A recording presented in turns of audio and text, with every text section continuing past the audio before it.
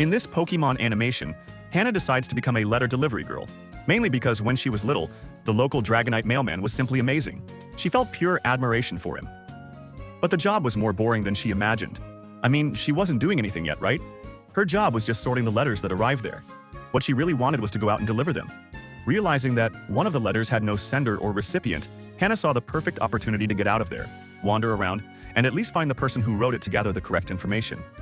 The only clue she had was the stamp from the Porto Marinata market. She and her Fuecoco went around asking everyone. And nothing. No one had written that letter. Tired and looking like she'd just returned from a war, Hannah took a nap on a rock. Then two of her acquaintances passed by, a little boy named Rio and his mother.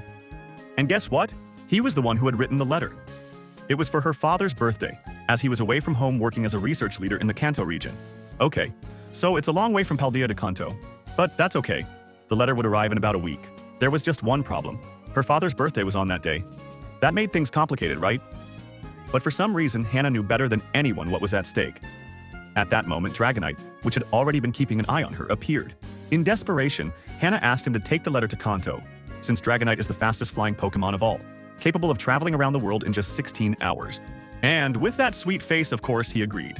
And not only that, he let both Hannah and Rio go along.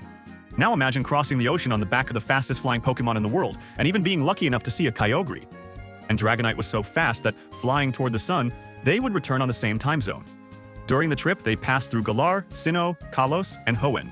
They saw Flygon, Salamence, which in fact were Latios and Latias. Even though Rio was unsure, since the only gift for his father would be the letter he wrote, Hannah said it would be fine.